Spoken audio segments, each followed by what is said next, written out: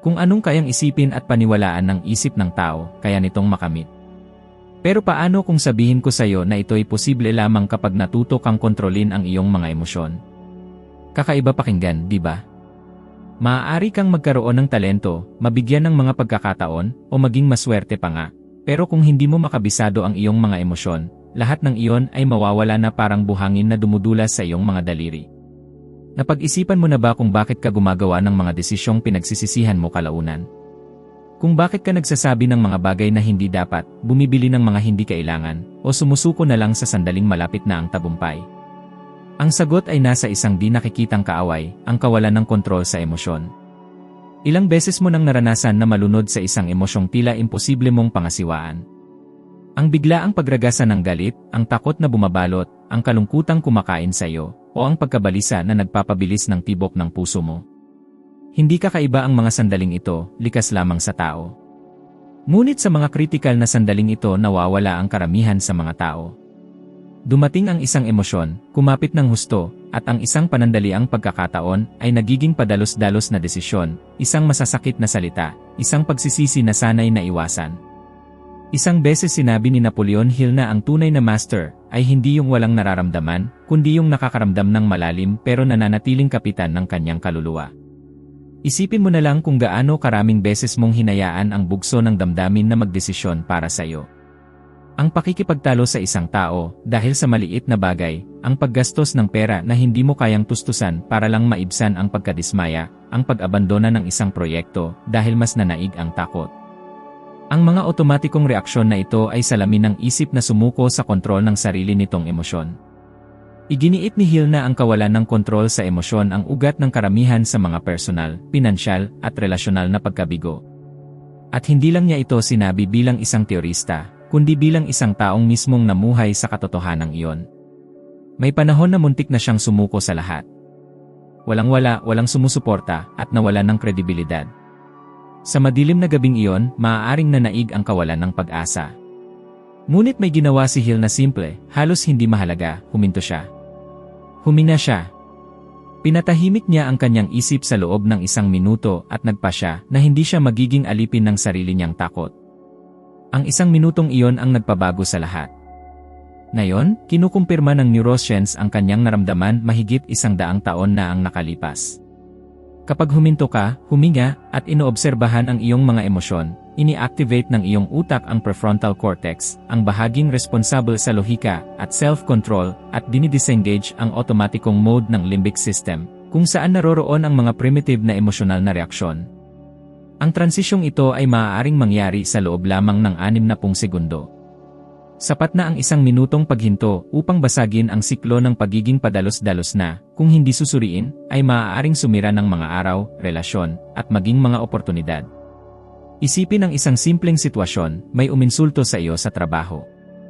Ang iyong unang reaksyon ay maaaring gumanti, ipagtanggol ang sarili, umatake. Ngunit kung huminto ka sa loob ng 60 segundo at huminga ng malalim, babagal ang iyong katawan, magiging stable ang tibok ng iyong puso, at babalik ang linaw ng iyong isip. Sa halip na mag-react ng may galit, tumutugon ka ng may katalinuhan. Ang pagkakaibang ito sa pagitan ng pag-react at pagtugon ay ang linyang naghihiwalay sa mga nabubuhay sa awa ng mga pangyayari at sa mga gumagawa ng sarili nilang kapalaran. Ipinapakita ng mga pag-aaral na 76% ng mga tao ang nakakaranas ng stress at pagkadismaya pangunahin dahil sa mga isyong pinansyal. Ang problema ay hindi ang pera mismo, kundi ang kinakatawan nito sa emosyonal na paraan, takot sa kakulangan, pakiramdam ng kawalan ng kakayahan, paghahambing sa iba. Sinabi ni Hill na ang emosyonal na kahirapan ay nauuna sa materyal na kahirapan. At tama siya. Ang taong bumibili ng padalos-dalos upang punan ang kawalan, ang nakikipagtalo dahil sa pagmamataas, ang napaparalisa ng takot na magkamali, ay dinadala ng emosyon, hindi ng rason. Ang kontrol sa emosyon, kung gayon, ay hindi isang luho, ito ang pundasyon ng kasaganaan. Balikan natin si Mike Tyson. Isa sa pinakadakilang boksingero sa kasaysayan. Lakas, talento, bilis, lahat ay nasa kanya. Gayunpaman, nawala sa kanya ang mga titulo, kontrata, at reputasyon dahil hindi niya napaglabanan ang kanyang mga emosyon. Bawat bugso ng galit ay nagdulot sa kanya ng pagkawala ng mga taon ng karangalan. Ang talento ang nagtulak sa kanya sa tuktok, ngunit ang kawalan ng self-control ang nagpabagsak sa kanya. Sasabihin ni Hill na natalo si Tyson sa pinakamahalagang laban, ang laban na ating ginagawa sa loob ng ating sarili. Ngayon, isipin ang kabaligtaran, sinimulan mong gamitin ang 1 minutong paraan. Sitwasyon pagkatapos ng sitwasyon, emosyon pagkatapos ng emosyon. May nag-provoke sa'yo, huminga ka. May lumitaw na takot, obserbahan mo. Nais mong sumuko, maghintay ka. Unti-unti, nagbabago ang kontrol, hindi na ito nakasalalay sa panlabas ng mga pangyayari kundi bumabalik sa iyong mga kamay. At ang mas nakakaintriga ay hindi ka nito ginagawang malamig o walang pakialam. Sa halip kabaligtaran. Mas marami kang nararamdaman, ngunit mas kaunti ang iyong reaksyon. Nagsisimula kang tingnan ang mga emosyon bilang impormasyon, hindi bilang utos. Subukan mo. Sa susunod na 7 araw, tuwing may matinding emosyon na lumitaw, huminto ng 1 minuto. Huwag mong takasan ang iyong nararamdaman, obserbahan mo lang. Huminga ng malalim, bilangin hanggang 4, pigilin ang hininga, at dahan-dahang huminga palabas. Sa panahong iyon, sabihin mo sa sarili mo, ako ang Panginoon ng aking isip. Ako ang pumipili kung paano magre-react. Ang pagsasanay na ito, kapag inulit, ay nagre-reconfigure ng utak. Para itong pagpapalakas ng isang di nakikitang kalamnan, ang kalamnan ng self-control. Sa simula, maaaring tila masyadong simple para maging epektibo, ngunit ang tunay na kapangyarihan ay nasa pagiging simple nito. Madalas sabihin ni Hill na ang isip ay tulad ng isang hardin, kung ano ang inaalagaan mo, bumubuti, kung ano ang pinapabayaan mo, namamatay. Bawat beses na pipiliin mong huwag pakainin ang isang mapanirang emosyon, nililinang mo ang katahimikan, focus, at kalinawan. Ito ang sinasadyang pagpili, ginagawa sa bawat minuto, ang nagtatangi sa mga nakaligtas lamang mula sa mga tunay na nagtatagumpay. At nagsisimula ang lahat sa isang maliit na kilos, 1 minuto ng katahimikan sa gitna ng kabuluhan. 1 minuto upang alalahanin na ikaw ang may akda ng iyong kwento, hindi isang karakter na nawawala sa agos ng emosyon. Napagtanto mo na ba kung paano ang kawalan ng kalinawan ay isa sa pinakamalaking sanhi ng emosyonal na pagdurusa? Ito ay parang pagtatangkang maglayag sa karagatan ng walang kompas, anuman alon ay maaaring magpatumba sa iyo, anumang agos ay maaaring magpahila sa iyo. Ang isip na walang direksyon ay matabang lupa para sa pagdududa, at ang pagdududa ang pinakamalaking magnanakaw ng enerhiya na mayroon. Sinabi ni Napoleon Hill na, ang isang tiyak na pangunahing layunin ang lunas para sa emosyonal na pag-aalangan, at tama siya. Ang kawalan ng malinaw na layunin ay nagpapahintulot sa emosyon, sa halip na rason, na kumuha ng kontrol. Ito ang dahilan kung bakit napakaraming tao ang nagsisimula ng isang bagay ng may sigasig at, paglipas ng ilang araw, nawawalan ng sigla, nagbabago ng isip, o nadidismaya. Hindi ito kawalan ng kakayahan, ito ay kawalan ng focus. Natutunan ito ni Hill sa simula pa lang. Nang hamunin siya ni Andrew Carnegie na pag-aralan ang pinakamatagumpay na kalalakihan sa Estados Unidos, wala siyang natanggap na pera at walang seguridad.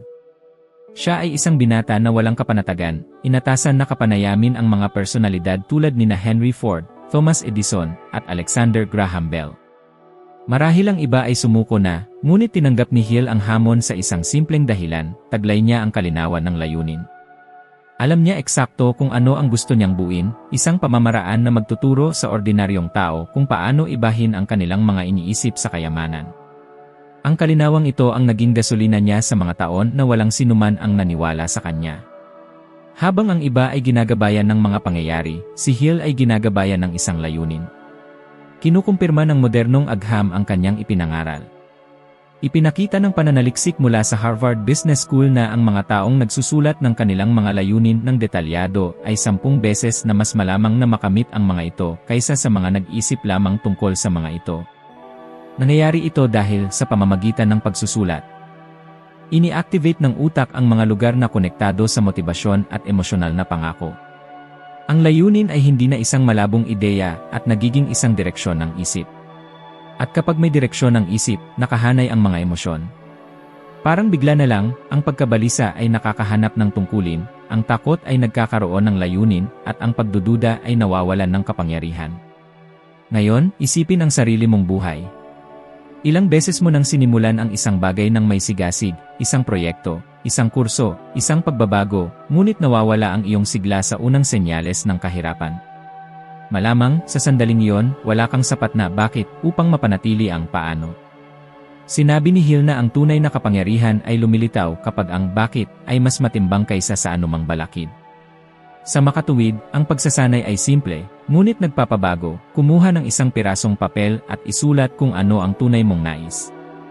Hindi gusto kong maging masaya o gusto kong kumita ng mas maraming pera, mga malabo iyon. Isulat ng detalyado, gaano karaming pera, sa anong paraan, sa loob ng anong time frame, at ano ang gagawin mo dito. Ilarawan din kung ano ang mararamdaman mo kapag nakamit mo ito. Ang pagsasanay na ito ay gumagawa ng isang pambihirang bagay, pinag-ugnay nito ang emosyon at direksyon.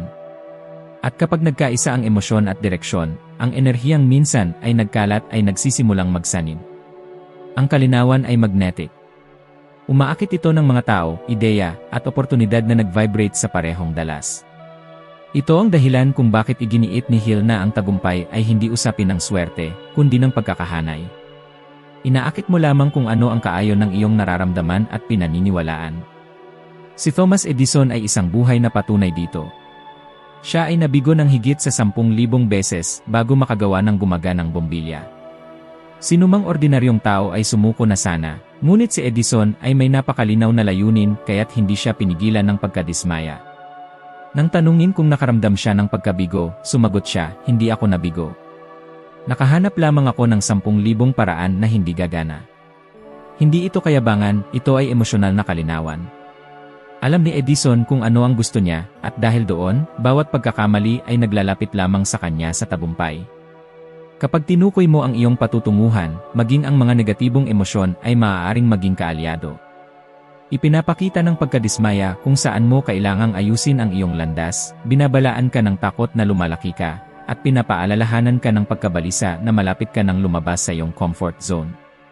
Sinabi ni Hill na ang mga emosyon ay parang mga ligaw na kabayo, kung hindi mo sila gagabayan, ibabagsak ka nila, ngunit kung matututo kang rendahan sila, dadalhin ka nila ng mas malayo kaysa sa iyong naiisip.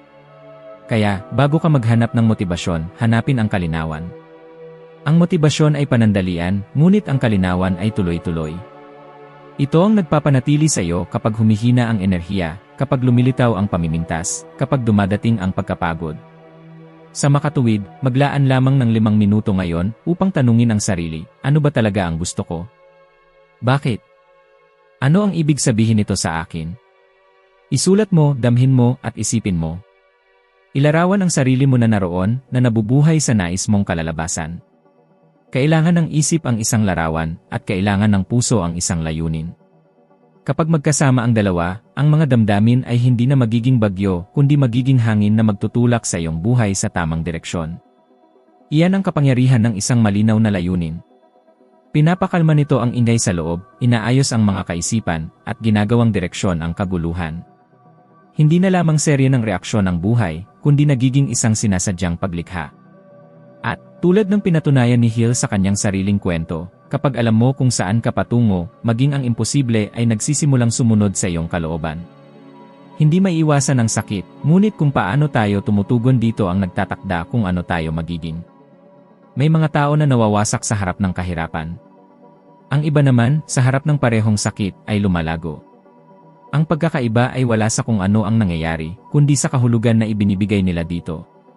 Tinawag ito ni Napoleon Hill na emotional resilience, ang kakayahang damhin ang lahat ng hindi ka nito sinasakop.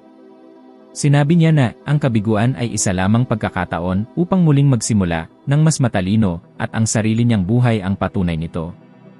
Nahaharap si Hill sa mga panahon ng ganap na pagkasira. Naubusan siya ng pera, nawalan ng kredibilidad, at kinatakutan na hindi niya masuportahan ang sarili niyang pamilya. Sinumang ordinaryong tao ay susuko na. Ngunit sa mga sandaling iyon mismo niya isinagawa ang pinakamadalas niyang itinuturo, ang pagkuha ng kapangyarihan mula sa kahirapan. Sa halip na sumuko sa kawalan ng pag-asa, huminto siya, nagmuni-muni, at hinanap kung ano ang gustong ituro sa kanya ng sakit na iyon. At mula sa ugaling ito, isinilang ang isa sa pinakamakapangyarihang pahayag mula sa Think and Grow Rich, sa loob ng bawat kahirapan ay naroon ang binhi ng katumbas na benepisyo. Ito ay hindi isang patulang metapora. Ito ay isang mental na batas. Ito ang kakayahang gawing layunin ang sakit. Si Walt Disney ay isang buhay na halimbawa ng batas na ito. Siya ay tinanggal sa isang pahayagan dahil sa kakulangan ng pagkamalikhain. Ilang proyekto niya ang tinanggihan, nalugi ng higit sa minsan, at nakarinig ng di mabilang na hindi. Ngunit sa halip na hayaang tukuyin siya ng pagkabigo, ginamit niya ito bilang panggatong. Bawat pagtanggi ay nagbigay lakas sa kanyang paniniwala na may magandang mangyayari mula dito. At nangyari na. Lumikha siya ng isang imperyo na nagbibigay inspirasyon sa bilyon-bilyong tao hanggang ngayon. Nang tanungin tungkol sa kanyang mga pagkabigo, sumagot siya, lahat ng problema at balakid na kinaharap ko ay nagpalakas sa akin. Ito ang esensya ng emotional resilience, ang pag-unawa na ang sakit ay hindi dumarating upang manira, kundi upang magpino. Kinumpirma ng agham ang naranasan ni Hill at Disney. Ipinapakita ng pananaliksik mula sa University of North Carolina na ang mga taong may emotional resilience ay mas masaya, mas produktibo, at nagpapanatili ng mas matatag na relasyon. Ito ay dahil natutunan nilang iproseso ang sakit ng may kamalayan. Hindi nila itinatanggi ang pagdurusa, ngunit hindi rin sila nakikilala dito. Dumaan sila dito, at sa pagdaan dito, sila ay lumalago. Isipin kung ilang beses mo nang naitanong sa iyong sarili, bakit ito nangyayari sa akin? Ito ang tanong na nagpapahinto. Ilalagay ka nito sa papel ng biktima. Ngunit kung sa halip, itatanong mo, ano ang gustong ituro nito sa akin, may nagbabago sa loob mo. Ang bagong tanong na ito ay ginagawang kasangkapan ng sakit. Ang una ay nagpapahirap, ang ikalawa ay nagpapalaya. Ito mismo ang ginawa ni Hill nang tila wala ng pag-asa, pinalitan niya ang awa sa sarili ng layunin. At doon, sa pinakailalim, isinulat niya ang ilan sa mga pinakamalalim na turo ng kanyang buong akda. Ang emotional resilience ay hindi regalo, ito ay itinayo. Tulad ng isang kalamnan, lumalakas ito sa bawat pagkakataon na pinipili mong harapin sa halip na tumakas. Sa bawat pagkakataon na pinapayagan mo ang sarili mong maramdaman nang hindi ka sinasakop ng iyong nararamdaman. Kapag ikaw ay pinagtaksilan, tinanggal sa trabaho, pinintasan, tinanggihan, lahat sa iyo ay sumisigaw na sumuko.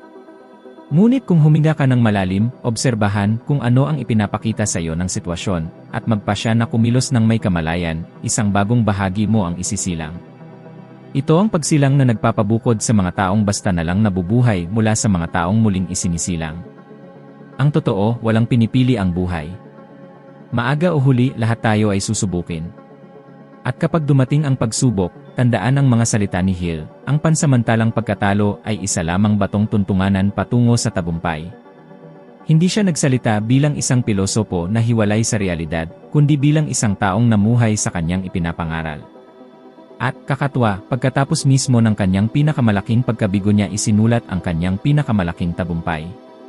Ngayon, tinatawag ito ng psikolohiya na post-traumatic growth, ang kakayahang lumabas mula sa isang krisis na mas matalino, mas mahabagin, at mas malakas. At mayroong isang pattern sa lahat ng nakakamit ng estadong ito, wala sa kanila ang tumatakas sa sakit. Hinarap nila ito, inunawa, at pinili ang kahulugan na ibibigay nila dito. Ito ang dahilan kung bakit sila hindi mabasag. Marahil ay dumadaan ka sa isang mahirap na sitwasyon ngayon. Isang pagkawala, isang pagkabigo, isang yugto kung saan tila gumuho ang lahat. At marahil ay tinatanong mo ang iyong sarili, paano ako magpapatuloy? Ang sagot ay hindi upang labanan ang sakit, kundi upang makipag-usap dito. Tanungin ang iyong sarili, ano ang ipinapakita nito sa akin tungkol sa aking sarili? Ang simpleng tanong na ito ay maaaring ganap na magpabago ng iyong enerhiya. Dahil kapag binigyan mo ng bagong kahulugan ang sakit, titigil ito sa pagkontrol sa iyo. Sinabi ni Hill na ang kahirapan ay nagdadala sa loob nito ng binhi ng isang mas malaking benepisyo. At ang binhing ito ay sumisibol lamang kapag pinili mong alagaan ito. Kaya sa susunod na may magkamali, huminga. Huwag mag-rake ng padalos-dalos. Magmasid. Sa loob ng kaguluhan, palaging may nakatagong aral, at ang aral na ito ang magpapabago sa iyo upang maging mas malakas, mas may kamalayan, at mas handa para sa susunod na antas. Ang emotional resilience ay ang sining ng pagbagsak at pagbangon ng mas malakas kaysa dati. Ito ang kapangyarihang tingnan ang sakit at sabihin, hindi mo ako tutukuyin, pipinuhin mo ako. Ito ang punto kung saan huminto ka sa pagiging produkto ng nangyari sa iyo at nagiging produkto ng iyong pinili na gawin dito. At doon, sa mismong sandaling iyon, nagsisimula kang masterin ang pinakamakapangyarihang puwersa sa lahat, ang hindi lang makaligtas, kundi ang lumago sa lahat ng ibibigay sa iyo ng buhay. Iginiit ni Napoleon Hill na kung walang disiplinang emosyonal, hindi maaaring magkaroon ng praktikal na disiplina. At ito ang isa sa pinakamahirap at pinakamakapagpalayang katotohanan na maaari mong maunawaan. Karamihan sa mga tao ay naniniwala na sila ay nabibigo dahil sa kakulangan ng oras, kaalaman o pagkakataon, ngunit sa katunayan, ang sumisira sa kanila ay ang kawalan ng kakayahang kontrolin ang kanilang nararamdaman sa mismong oras na kailangan nila ng kalinawan. Dahil ang problema ay hindi kailanman ang pangyayari mismo, ito ay ang reaksyon dito. Ilang beses mo nang alam kung ano ang dapat mong gawin, ngunit ang emosyon ang nagtulak sa iyo upang piliin ang kabaligtaran. Alam mong kailangan mong mag-ipon ng pera, ngunit sumuko ka sa pagka-impulsive. Alam mong kailangan mong manatiling kalmado, ngunit nag-react ka ng may galit. Alam mong kailangan mong simulan ang proyekto, ngunit pinara ka ng takot. Diyan na pagpapasyahan ang buhay, sa sandaling pipiliin mong gabayan ka ng iyong nararamdaman o ng iyong nalalaman. Naniniwala si Hill na ang emosyon ay hindi kaaway, ngunit kailangan itong ilagay sa tamang lugar. Ito ay isang mensahero, hindi isang diktador. Ang problema ay ang karamihan sa mga tao ay nabubuhay na bihag ng panandaliang damdamin at hindi nila napapansin na sa bawat pagkakataon na sila ay mag-react ng padalos-dalos. Isinusuko nila ang kontrol ng kanilang sariling buhay sa isang bagay na tumatagal lamang ng ilang minuto. Ito ang dahilan kung bakit napakaraming tao ang nabubuhay sa paulit-ulit na mga siklo, nagsisimula sila ng may kagalakan, sumusuko ng may pagkabigo, at muling nagsisimula ng puno ng pagkakasala. Iniisip nilang kulang sila sa pagpipigil sa sarili, gayong sa katotohanan ay kulang sila sa kamalayang emosyonal. Si Benjamin Franklin, ilang siglo bago si Hill, ay natuklasan na ito para sa kanyang sarili. Gumawa siya ng isang sistema ng 13 bertud upang linangin araw-araw at itinala ang bawat pagkakamali sa kanyang tala-arawan. Ngunit ang pinakamakapangyarihang detalye ay ang hindi napapansin ng ilan, hindi lamang itinala ni Franklin ang kanyang nagawang mali, isinulat niya kung ano ang kanyang naramdaman bago magkamali. Naintindihan niya na ang lahat ng pag-ugali ay nagmumula sa isang emosyon. Ang kawalang ingat sa pananalapi ay nagmumula sa pagkabalisa. Ang pagpapaliban ay nagmumula sa takot. Ang labis na paggasta ay nagmumula sa kakulangan. At kapag pinangalanan mo ang emosyon, nawawala ang kapangyarihan nitong kontrolin ka. Pinatunayan ito ng modernong neuroscience, ipinapakita ng mga pag-aaral mula sa American Psychological Association na 40% ng mga pang-araw-araw na pag-ugali ay otomatiko at ginagabayan ng emosyonal na kalagayan. Sa madaling salita, halos kalahati ng ginagawa mo ay hindi isang sinasadyang pagpili, ito ay isang emosyonal na reaksyon na nagkukubli bilang isang desisyon. At ang pinakamasama ay nangyayari ito sa pinakamatalino, pinakamay kakayahan, pinakahanda. Dahil ang utak ng tao ay nakaprograma upang iwasan ang sakit at hanapin ang kasiyahan, at ang emosyon ang pinakamabilis na shortcut dito.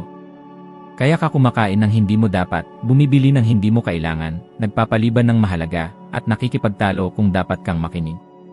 Hindi dahil gusto mo, kundi dahil nararamdaman mo. At nang hindi naiintindihan ito, sinubukan mong baguhin ang pag-ugali.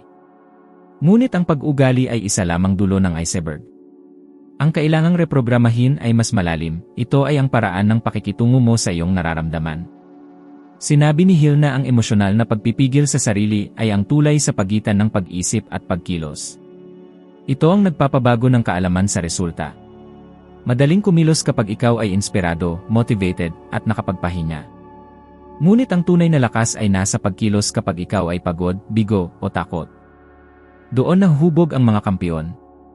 Isipin ang pinakamalalaking halimbawa ng disiplina na nakita ng mundo, mga atleta, negosyante, siyentipiko. Hindi sila hinihimok ng patuloy na motibasyon, kundi ng isang panloob na kasunduan na huwag hayaang magpasya ang emosyon para sa kanila. Kaya, magsimula sa maliit. Pumili ng isang bahagi ng iyong buhay kung saan madalas kang pinanginibabawan ng emosyon. Maaaring ito ay ang pagnanais na gumasta, pagpapaliban, ang takot na magkamali, o ang ugali ng pagre-react ng may inis.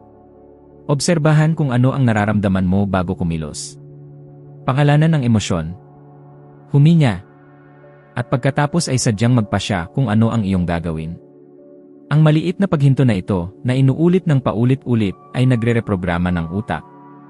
Sa bawat pagkakataon na kumilos ka ng may kamalayan, pinapalakas mo ang circuit ng emosyonal na disiplina, at sa paglipas ng panahon, nagiging natural ito. Hindi mo kailangang maging malamig, kailangan mong maging matatag. Hindi mo kailangang tumigil sa pakiramdam, kailangan mong matutong hindi magpatangay sa iyong nararamdaman. Sinabi ni Hill na ang tagumpay ay itinayo sa maliliit na gawa ng pagpipigil sa sarili na inuulit araw-araw. At iyan mismo, ang tagumpay ay hindi ang ginagawa mo paminsan-minsan kapag paborable ang lahat. Ito ang patuloy mong ginagawa kahit na tila lahat ay laban sa iyo. Ang mga pinakamatagumpay na taong pinag-aralan ni Hill ay hindi ang pinakamatalino o pinakamapalad, sila ang mga natutong magpatuloy kahit sumisigaw na ang kanilang puso na huminto. Dahil ang tunay na pagkakadalubhasa sa buhay ay wala sa labas na mundo, ito ay nasa panloob na mundo. Ito ay kapag natuklasan mong kaya mong makaramdam ng takot pero kumilos pa rin. Na kaya mong mapagod pero magpatuloy pa rin. Na kaya mong malungkot pero piliin pa rin ang tama. At iyon ang pinakamakapangyarihang punto, ang pagkontrol sa emosyon ay hindi ka inilalayo sa pagiging tao, sa halip, ibinabalik nito sa iyo ang kontrol dito. Binibigyan ka nito ng kapangyarihan na gamitin ang bawat emosyon bilang panggatong, sa halip na hayaan itong gapusin ka. Kapag lumitaw ang takot, naiintindihan mo na ito ay panawagan para sa paghahanda.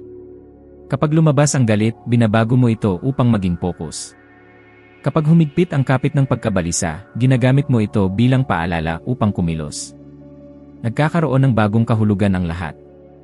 Sa huli, iyon ang nais ituro ni Hill, na ang isip ang dapat magdikta sa puso, at ang puso naman ang dapat magbigay inspirasyon sa isip, hindi kailanman ang kabaligtaran. Ang balanse sa pagitan ng lohika at emosyon ang pundasyon kung saan itinatayo ang bawat dakilang tagumpay.